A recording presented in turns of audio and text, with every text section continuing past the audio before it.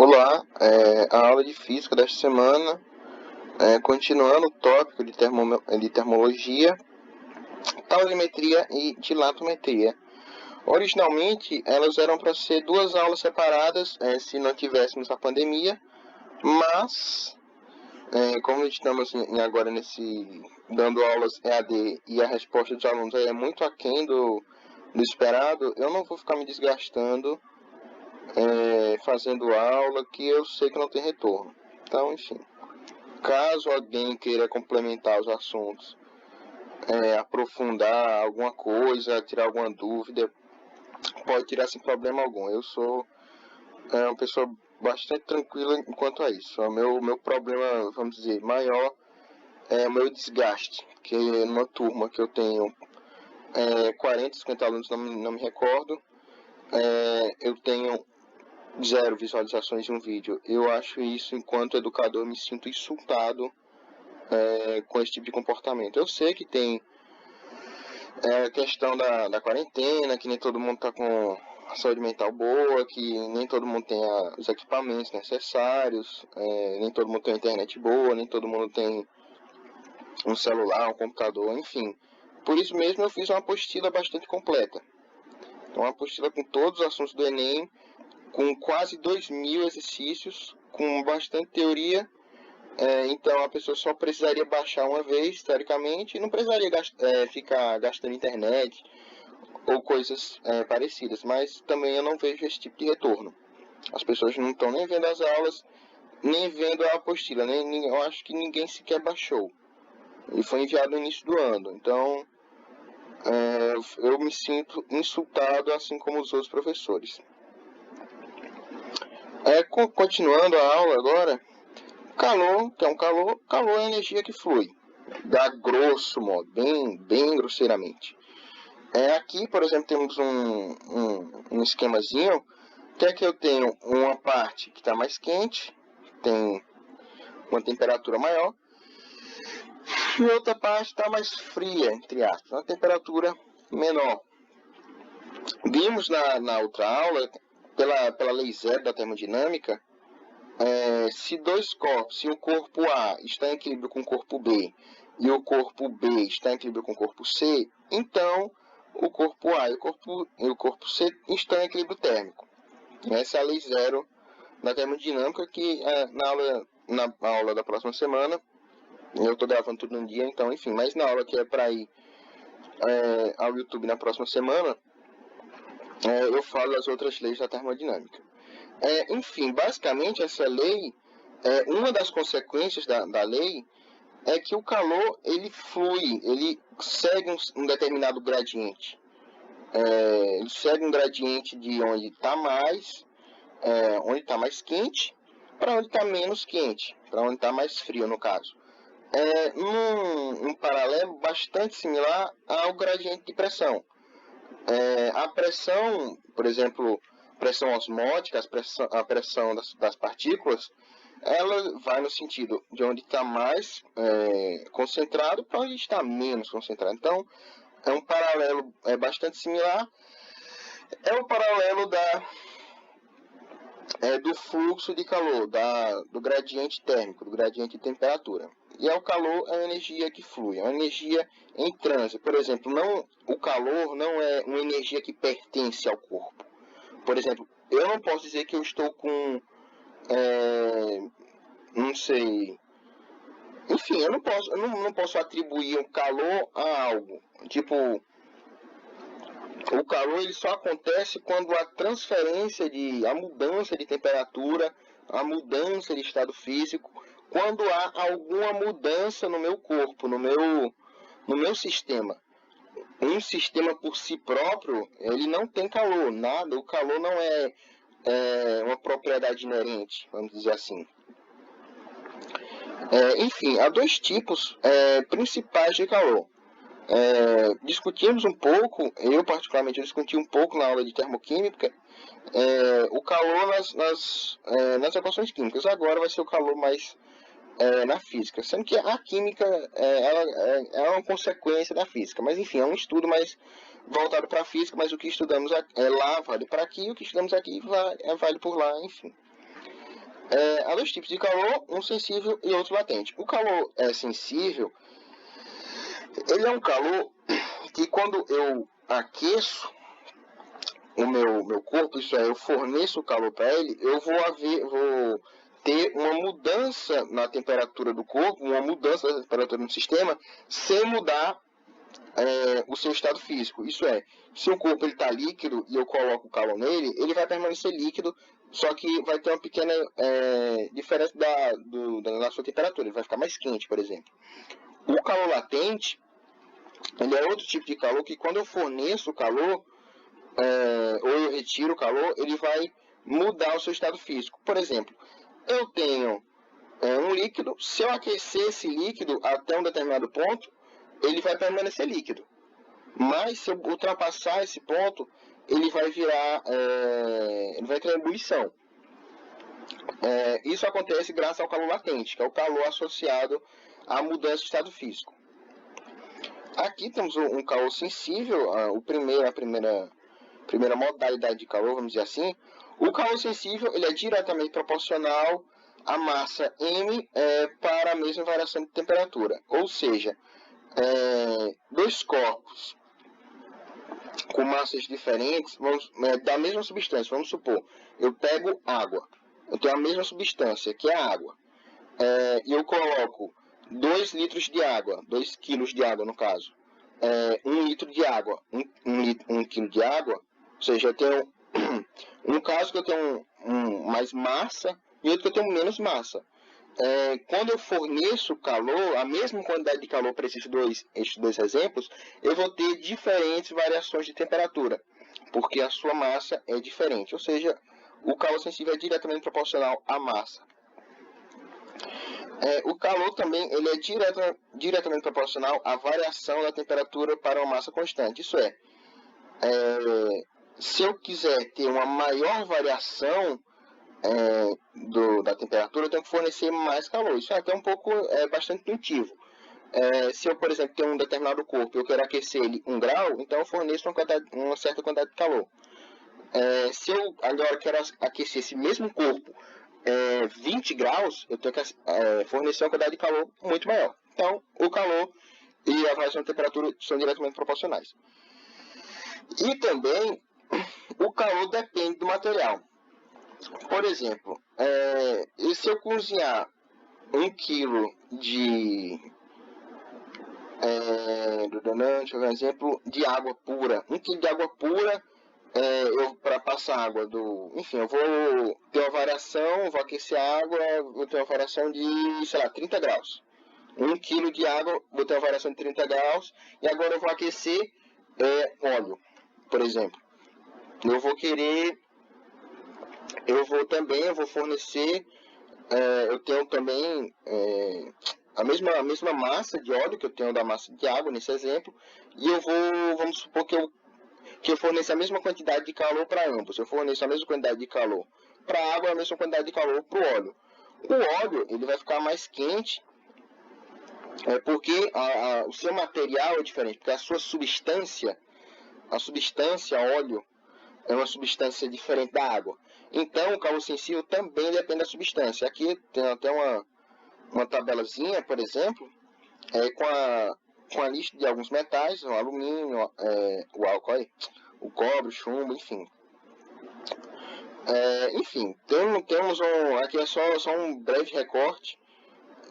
Enfim, então o calor ele é diretamente proporcional à massa, à variação de temperatura e ao material. Não é que ele seja diretamente proporcional ao material, porque isso é impossível, mas ele é diretamente proporcional a uma certa característica do material. E a essa característica damos o nome de calor específico. Calor específico sensível, enfim. Então, enfim, a equação do calor é Q, pode ser tanto maiúsculo como minúsculo, eu prefiro colocar minúsculo, mas enfim, é a mesma coisa. Q, que significa quantidade de calor, é igual a massa vezes o calor específico dessa substância, vezes a sua variação de temperatura, vezes o ΔT. O calor, como ele é um tipo de energia, vou beber um pouco d'água aqui. Como o calor é um tipo de energia, e a energia, vimos que no Sistema Internacional de Unidades, energia é dada em joule. Mas, então, a unidade padrão, isso é a unidade, não é SI de calor, também é joule, já que é um tipo de energia. Mas, no dia a dia, enfim, é bastante comum usar a unidade de calor como caloria. Uma caloria, ela é aproximadamente igual a 4,2, né? Sendo mais exato, 4,186 joule. Enfim, uma caloria, a definição de uma caloria é a quantidade de calor necessária para variar a temperatura em 1 grau de uma amostra que eu tenho 1 grama de água. Ou seja, eu pego 1 grama de água, e eu vou querer aquecer essa 1 grama de água 1 grau. Então, quando eu aqueço isso, eu tenho justamente a caloria. No caso, quando isso foi feito, quando essa definição foi feita, essa variação de 1 grau era da temperatura de 14,5 para a temperatura de 15,5, ou seja, 1 grau. Então, essa é a definição de caloria. Outra coisa bastante importante é que note que os metais, via de regra, têm um calor específico bastante pequeno. Enquanto o calor específico da água é um calor específico grande, o calor específico dos metais são bem pequenos. Isso quer dizer, basicamente, porque os metais eles variam a temperatura muito rápido. Enquanto a água você tem que fornecer uma grande quantidade de calor para a água ser aquecida. E do mesmo jeito você tem que tirar uma grande quantidade de calor para a água perder uma temperatura. Os metais não, os metais eles se aquecem e se esfriam muito facilmente, né? Por exemplo, quando você está fazendo alguma coisa na panela, aí termina de fazer enfim, de cozinhar, tira o negócio da panela, espera a panela esfriar para poder limpar. Só que a panela, em alguns minutos, ela já esfria. Não é igual à água, por exemplo, que eu preciso esperar até algumas horas para isso acontecer. Enfim, então os metais eles variam a sua temperatura muito facilmente em decorrente do seu calor específico. O calor específico, então, como a sua unidade usual é a caloria ela vai ser grama de massa. A temperatura pode ser, no caso, o grau Celsius. Ou também pode ser Kelvin, já que vimos na última aula de termometria que o Celsius, a escala Celsius e a escala Kelvin variam do mesmo jeito. E como é que eu tenho uma variação de temperatura, se eu vou variar um grau Celsius, eu também vou variar um Kelvin. Agora, um conceitozinho de capacidade térmica que ele está associado ao corpo. Enquanto o calor específico, essa tabelinha está relacionado à substância. Por exemplo, aqui eu tenho a substância água, eu tenho a substância álcool, eu tenho a substância cobre, eu tenho chumbo. Então, o calor específico está relacionado à substância. A capacidade térmica é relacionada ao corpo. Isso quer dizer, por exemplo, imagine um certo sistema que eu pegue 100 gramas de água e outro que eu pegue 50 gramas de água e eu queira aquecê-los com a mesma quantidade de calor. O que eu tenho mais água, eu vou aquecer de forma diferente. Quer dizer, eu não vou aquecer de forma diferente porque eu vou estar fornecendo a mesma quantidade de calor para ambos os casos. Mas eu vou variar a temperatura de forma diferente. Ou seja, para a mesma substância, no caso a água, nos dois casos, a massa vai acarretar em diferentes variações na sua temperatura. Do mesmo modo, agora se eu pego, por exemplo, 100 gramas de água e 100 gramas de ferro, e eu aqueço com a mesma quantidade de calor, eu vou ver que também as suas variações na temperatura vão ser diferentes. Por exemplo, o metal vai aquecer muito mais do que a água. Ou seja, daí nasce o conceito de capacidade térmica, que é algo relacionado à substância. Ao corpo. Então, a capacidade térmica, CT é igual a Q dividido por ΔT. Como o Q, a quantidade de calor, massa vezes calor específico vezes ΔT, aqui eu vou cortar os ΔT, né? Corto em cima, corto embaixo. Eu tenho que o CT é igual a MC. A massa vezes a quantidade não, ao calor específico, dá a minha capacidade térmica. Se eu vou ter um corpo com grande massa, eu vou ter um corpo com grande capacidade térmica. E com a maior capacidade térmica, por exemplo, aqui temos nessa equação de cima, que a capacidade térmica e a variação de temperatura são inversamente proporcionais. Uma grande capacidade térmica, isso é, uma grande massa, eu vou acarretar em uma pequena variação de temperatura. E vice-versa, tá? Enfim, então aqui eu tenho um exemplozinho que eu tenho algumas moléculas da água, que no caso seria então a substância. E aqui eu tenho um copo d'água que está com, enfim, uma certa quantidade de água, sei lá, 10 gramas de água, enfim. Que então isso já seria o corpo a ser analisado. Agora o calor latente. O calor latente é um calor associado à mudança de fase. Aqui eu tenho um diagrama de mudança de fase. Aqui eu tenho um sólido, aqui eu tenho um líquido, aqui eu tenho um gasoso. E aqui eu vou ter dois patamares. Quando existe uma substância pura, quando há uma substância pura, ela varia, quando ela varia seu estado físico, isso é, aqui está, por exemplo, ele vai de sólido para o líquido. Quando essa variação de estado físico, isso é, a fusão de sólido para líquido, a sua temperatura permanece constante. Não há variação na sua temperatura, apenas mudança no estado físico. A mesma coisa aqui do líquido para o gasoso. Como a água é uma substância pura, então o seu ponto de ebulição é constante. Enfim, é como está representado aqui no gráfico. E aqui temos então também as mesmas mudanças de estado. Eu tive que parar a gravação porque meu computador ele pediu para carregar, enfim. Retomando, aqui embaixo, eu tenho as mesmas mudanças de fase, a mesma substância, por sinal, é a água nos dois casos. Enfim, aqui eu tenho basicamente só os nomes. De líquido para gelo, para sólido, solidificação. De gás para líquido, condensação. De sólido para líquido, fusão. De líquido para vapor, para gás, vaporização. E aí tem 3 tipos de vaporização, que pode ser ebulição, calefação, enfim. Isso também já foi discutido no início da aula de química, eu não vou ficar repetindo isso aqui. E aqui, quando há a passagem direta do sólido para o gasoso, é sublimação. E quando também, do mesmo modo, do gasoso para o sólido, também é dessublimação, ressublimação. Atualmente, se usa apenas sublimação. Do mesmo jeito, o mesmo nome, tá?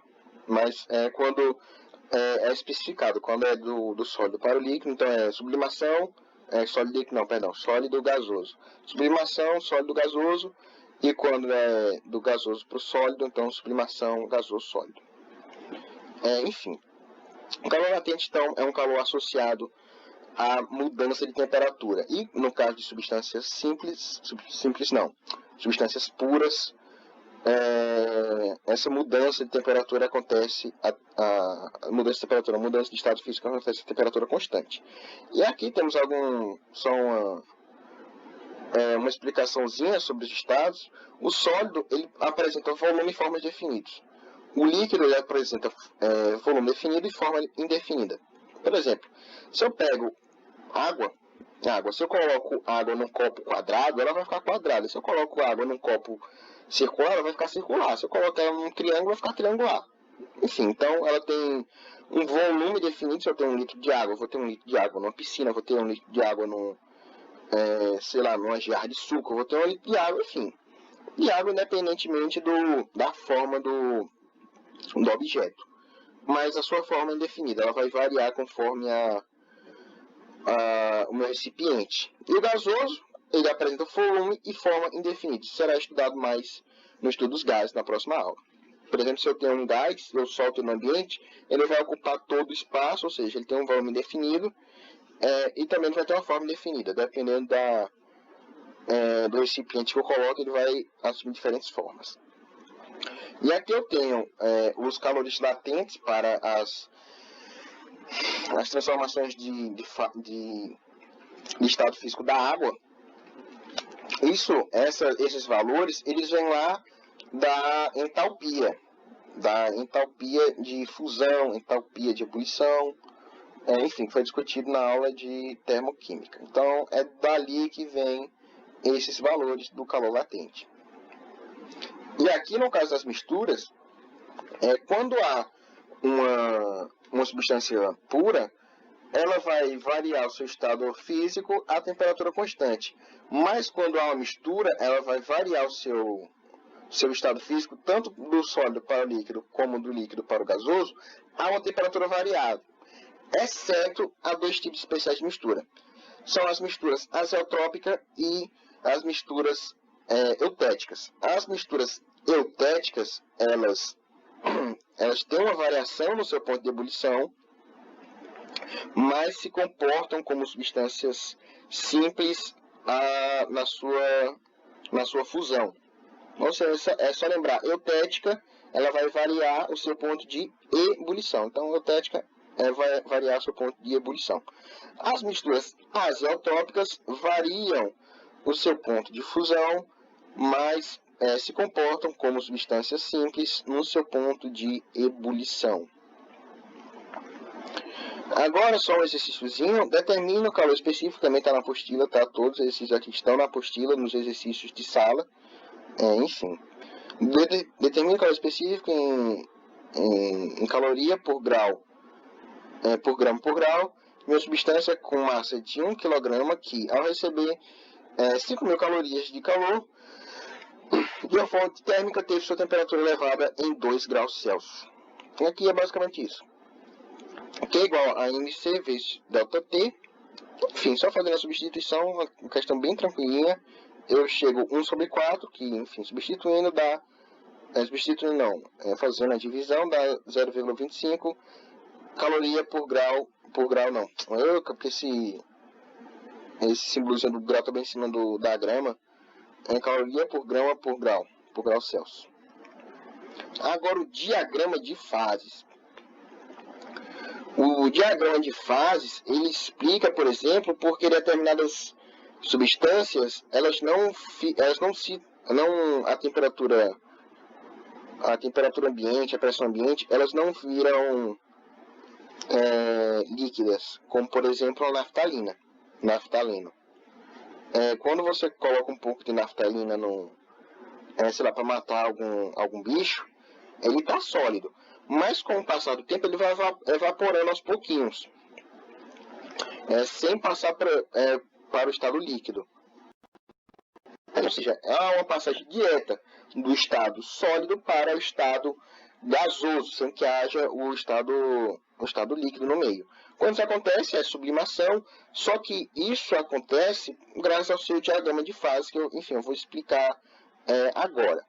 O diagrama de fase é basicamente um diagrama pressão por temperatura, que eu tenho 3 curvas que elas relacionam as suas respectivas mudanças de estado físico. Aqui, por exemplo, tem a curva de fusão, pronto, é essa aqui. A curva de fusão, solidificação é essa.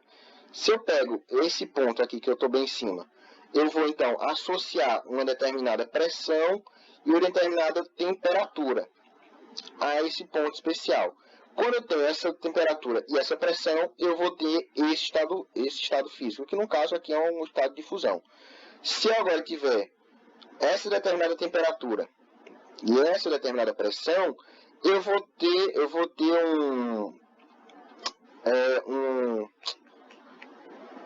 a substância na vaporização ou na condensação, ou seja, mudando o seu estado físico. Se eu estiver bem aqui, onde o meu mouse está, com essa temperatura associada e com essa pressão associada, eu vou ter no meu estado sólido. Ou seja, o diagrama de fases, ele é, como o próprio nome já diz, um diagrama que eu relaciono as fases sólida, as fases líquida, o vapor, enfim, e as suas mudanças de fase. A fusão, solidificação, vaporização, condensação, a sublimação, enfim. Aqui eu também vou ter um ponto triplo. Esse ponto triplo é um ponto que, para essa dada temperatura e essa dada pressão, eu posso ter os 3 estados físicos da matéria simultaneamente. Esse é o ponto triplo. E o ponto crítico é esse pontozinho aqui, que ele separa, aqui nesse gráfico não dá para ver, mas aqui eu tenho vapor e aqui eu teria gás. Aqui seria gás. Vapor e gás são coisas diferentes, eu vou explicar já já. Então, o ponto crítico, ele é o que separa o que é vapor e o que é gás. A diferença principal de gás para vapor é que vapor, se eu reduzir a temperatura do vapor, ele volta a ser líquido. Mas o gás não ocorre. Eu tenho que reduzir a sua temperatura e reduzir a sua pressão também, para ele poder voltar para o estado líquido. Então, essa é a diferença principal entre vapor e gás.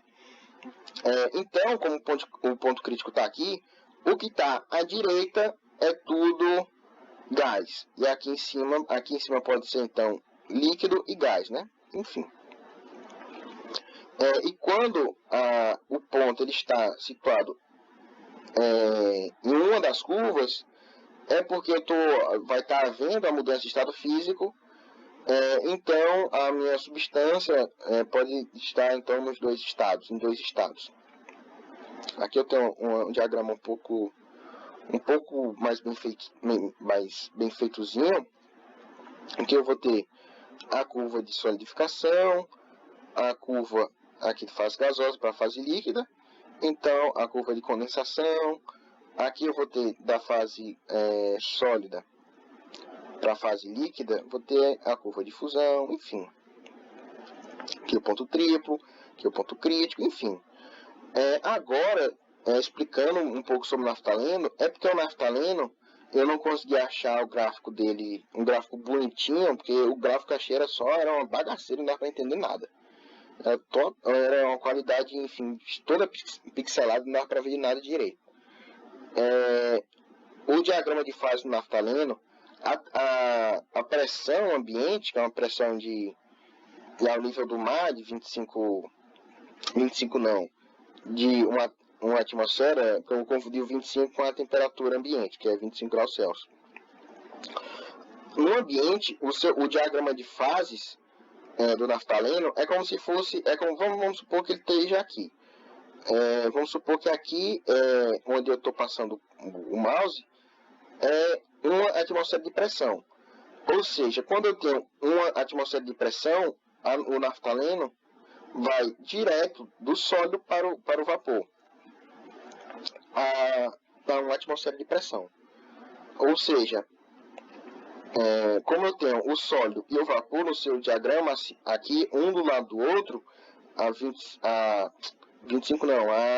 uma atmosfera de pressão, ele vai passar direto do sólido para o vapor.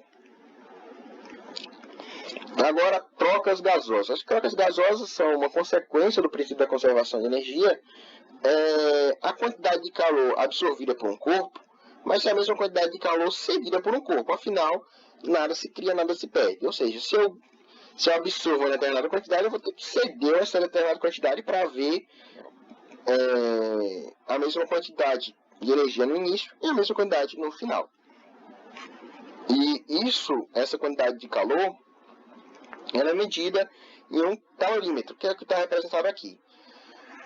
Ele é um sistema que ele não é 100% isolado termicamente, porque isso é impossível, mas ele é quase 100%. Vamos lá, 99,99999% isolado termicamente.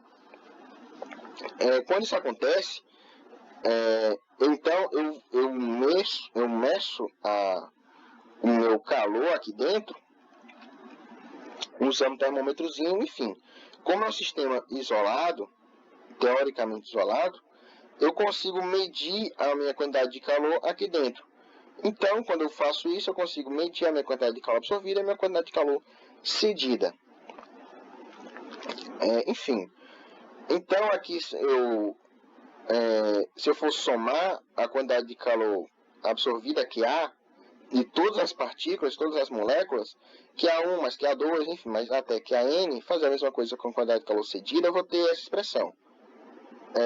O somatório, então, da quantidade de calor absorvido da quantidade de calor cedida, basicamente é somar o calor absorvido da partícula 1 mais o calor absorvido da partícula 2 e assim sucessivamente. E agora, passando aqui o somatório do calor cedido para o outro lado, eu vou ter calor absorvido menos o calor cedido é igual a zero. E aqui uma questãozinha.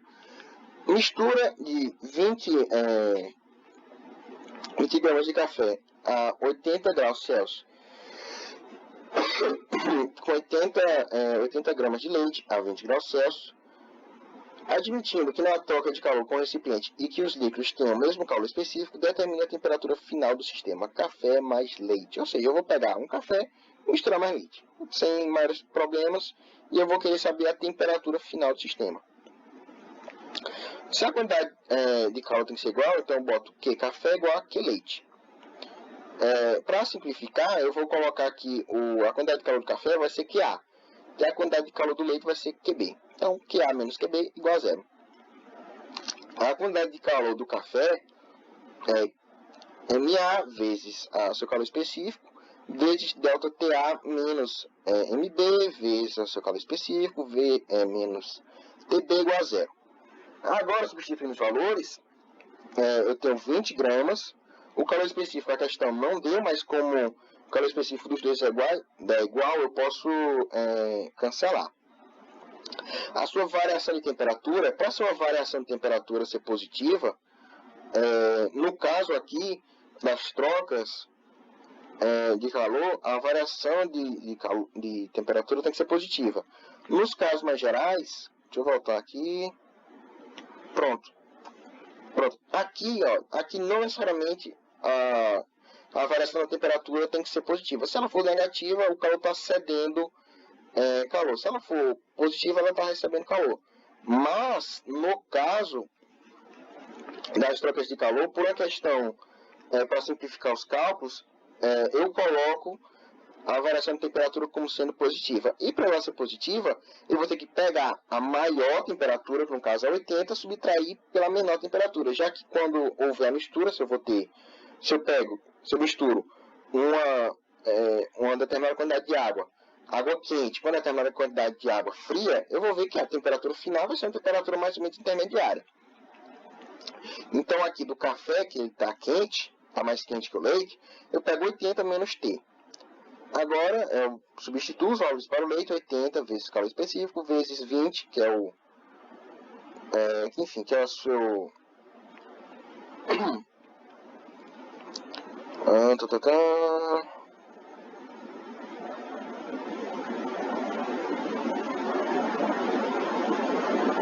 Era para ter trocado o T, mas pelo 80. Enfim, no final não foi irrelevante. Fazendo aqui as substituições, eu chego que a temperatura final da mistura é de 35 graus Celsius. Agora, a transmissão de calor, o calor ele pode ser transmitido basicamente de três formas: convecção, condução e radiação ou irradiação. A convecção é algo comum a todo fluido. Todo fluido pode ter corrência de convecção. Um líquido pode ter isso, um gás pode ter isso, todo fluido. Basicamente, isso acontece quando eu tenho ar. Eu tenho, no caso, por exemplo, uma fogueira. Eu acendo meu fogo, eu estou distante da fogueira, lógico, eu não quero me queimar, mas eu vou ter um calor por convecção. Do mesmo modo, a condução é quando eu tenho um contato direto com a minha fonte de calor. Por exemplo, uma barra de metal. Se eu aqueço a barra de metal em um ponto A, numa determinada extremidade, na outra extremidade, com o passar do tempo ela vai estar quente também, embora eu só esteja aquecendo a outra extremidade. Então, quando isso acontece, o calor é por condução. E o calor também pode ser transmitido por irradiação, que basicamente acontece em meios eletromagnéticos. Meios eletromagnéticos não, perdão, de forma eletromagnética. A condução aqui, ela segue basicamente esse esquemazinho. Eu tenho uma barra, eu aqueço essa barra em uma extremidade e na outra extremidade. Então eu não aqueço, mas com o passar do tempo eu vou ver que eu vou estar aquecendo ela aos poucos. E essa aqui é a lei de Fourier, é uma lei empírica, uma lei experimental, que ela relaciona o fluxo de calor, esse símbolozinho é de fluxo. O fluxo, ele é um tipo de potência, vamos dizer assim. Então, se ele tem um tipo de potência, a sua unidade não é SI, é o watt.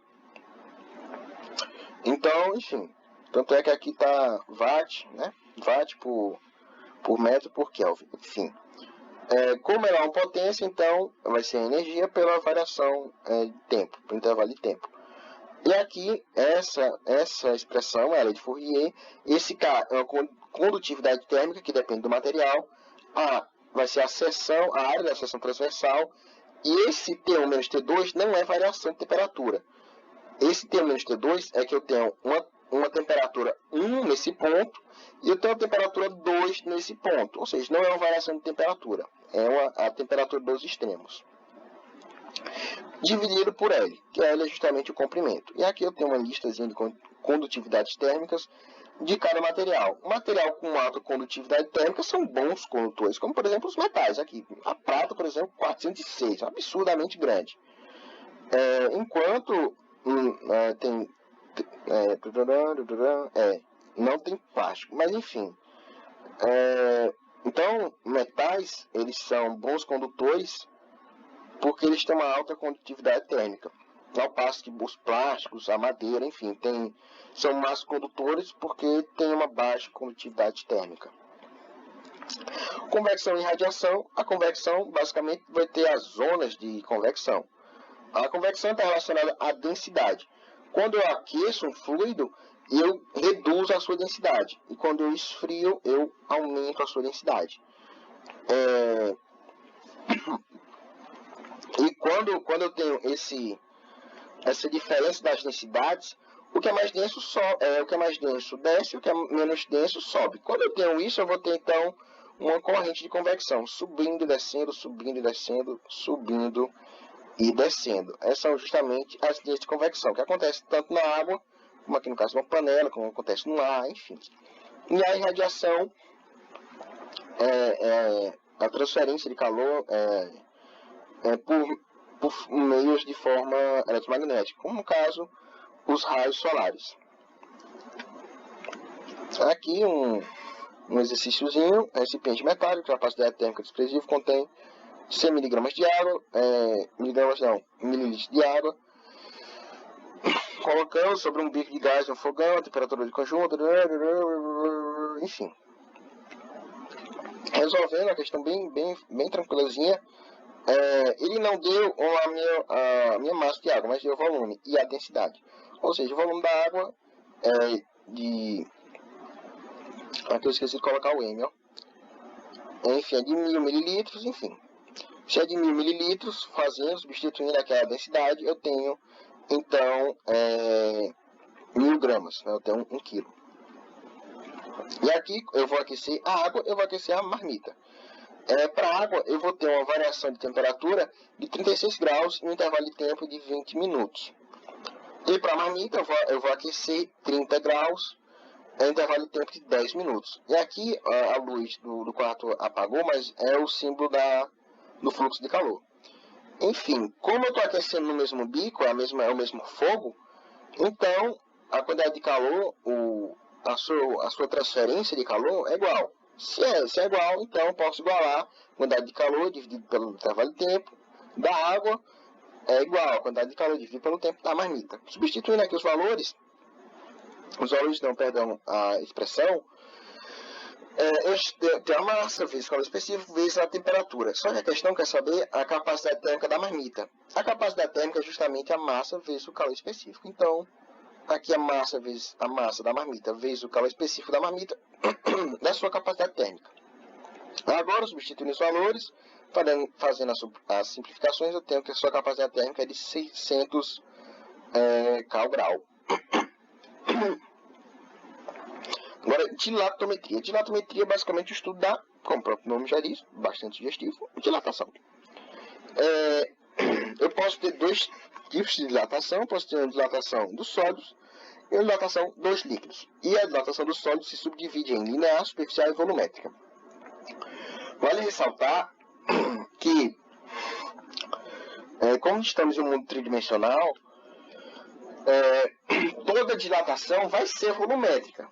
Toda dilatação vai ser volumétrica, mas, por exemplo, no caso de uma barra,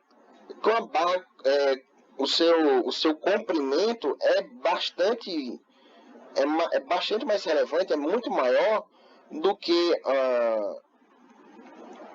a sua espessura, do que a sua profundidade, por exemplo. Então, o que importa no caso da dilatação linear vai ser o seu comprimento, a sua largura.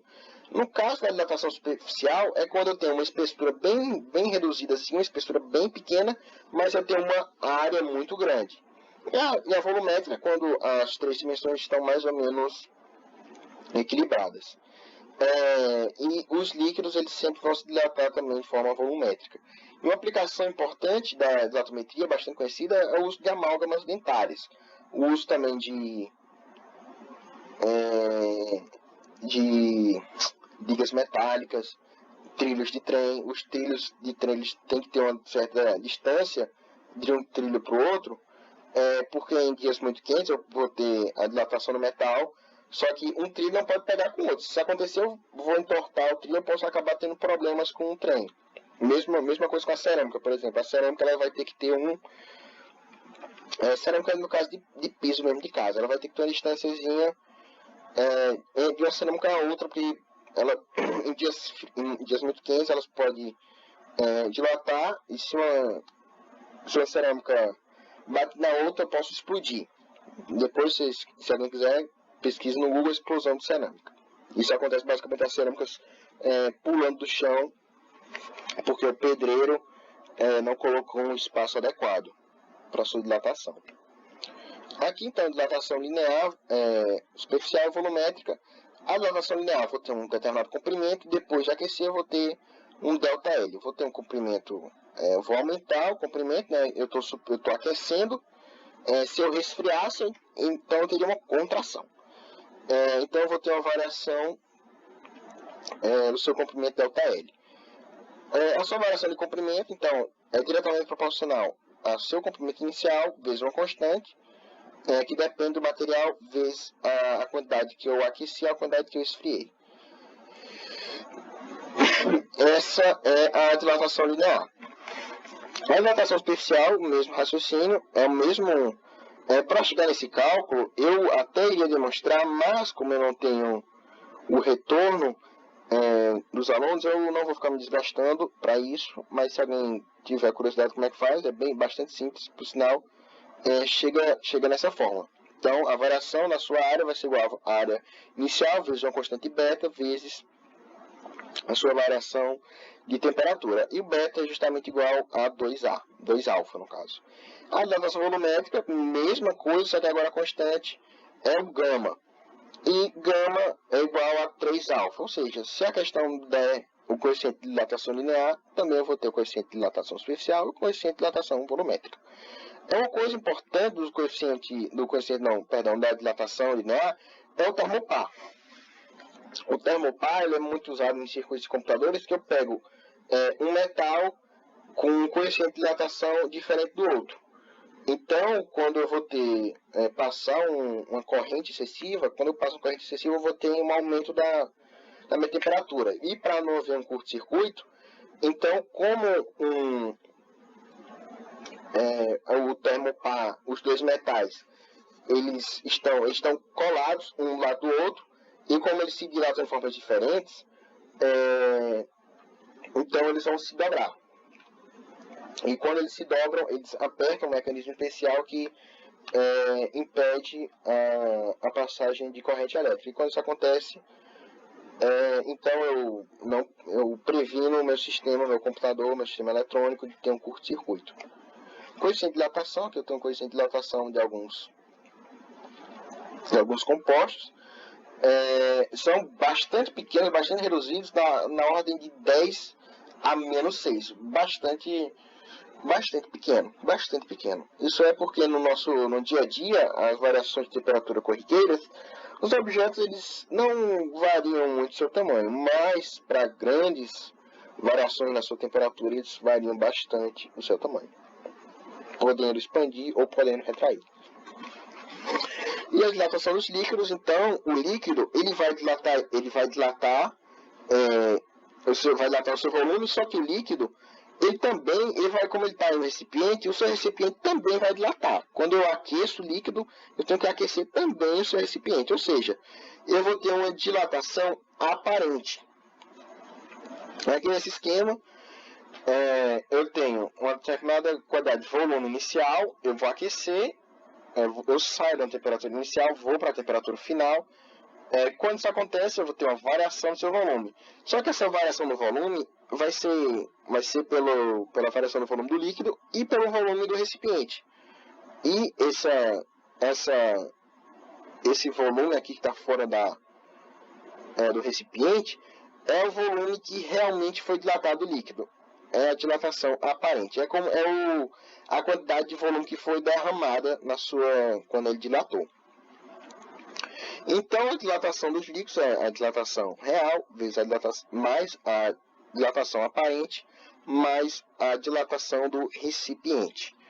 Substituindo aqui os termos, então, fazendo as simplificações, eu chego que o coeficiente de dilatação volumétrico real igual ao coeficiente de dilatação volumétrico aparente, mais o coeficiente de dilatação volumétrico do recipiente. Dilatação anômala. A água é um grande exemplo que ela se dilata anomalamente, o mercúrio também se dilata anomalamente. Por exemplo, faltando aqui, uma grande variação de temperatura, eu tenho uma grande variação do meu tamanho, do meu comprimento. No caso aqui do meu volume, no caso da água. Agora, se eu tenho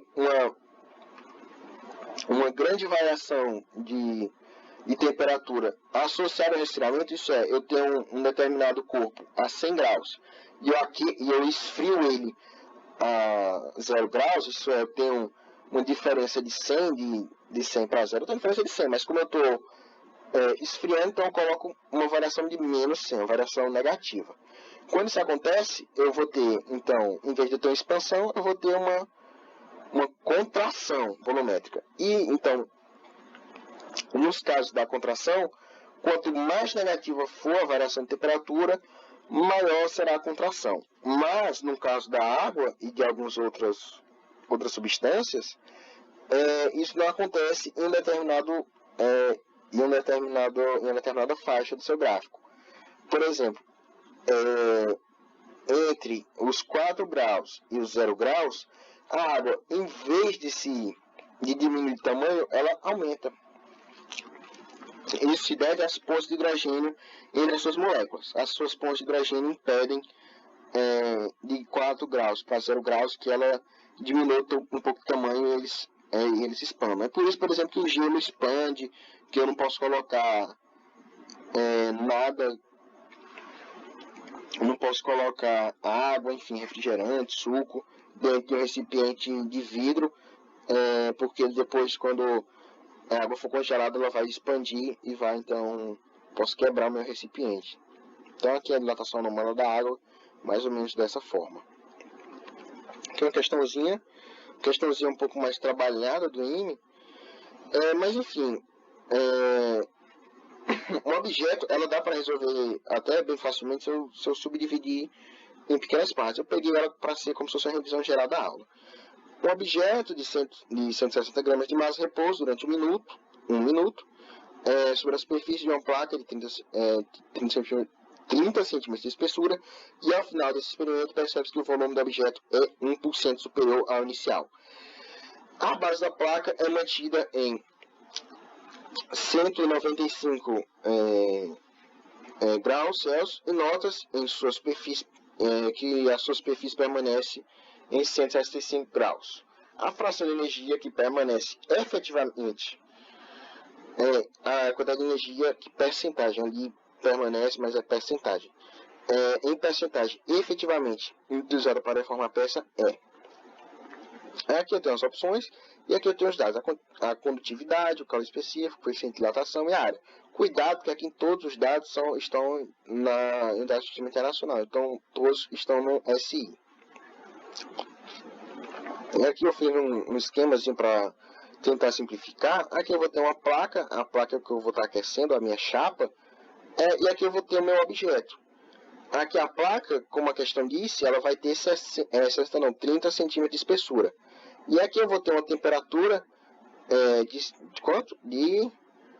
Pronto, a base da placa é mantida a 195.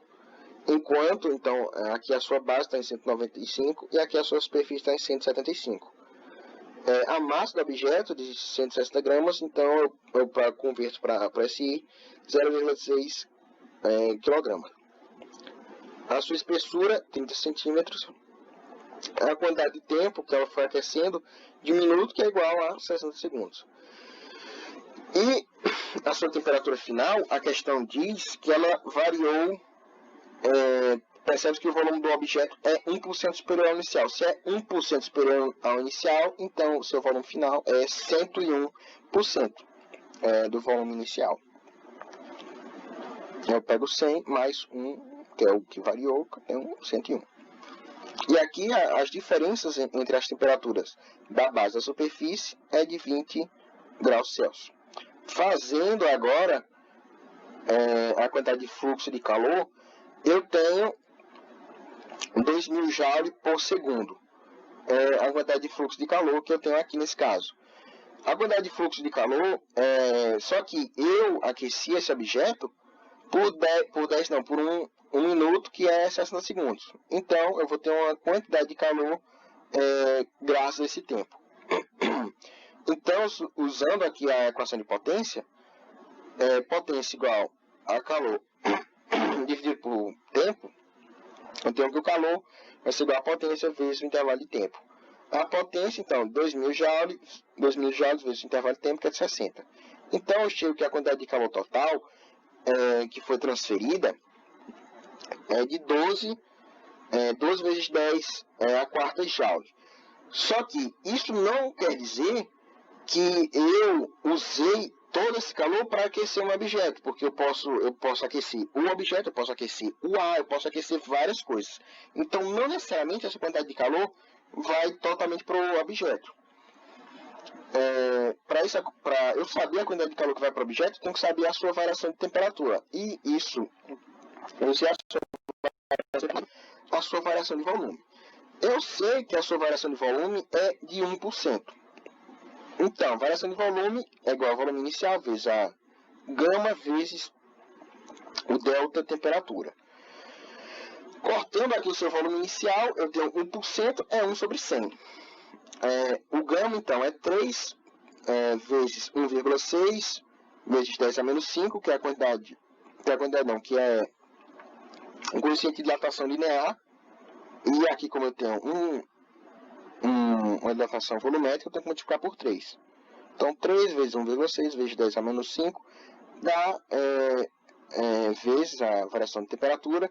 Eu chego a uma variação de temperatura de aproximadamente 208,33333, que eu coloquei esse traço aqui para dizer que é uma dízima.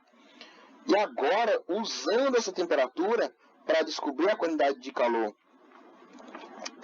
que foi usada, a quantidade de calor efetiva, eu coloquei que é justamente usando essa temperatura, essa variação de temperatura, e usando a massa do objeto, e usando o seu calor específico que foi dado na questão, de 432, eu chego à quantidade de calor efetiva de 14.400 joules.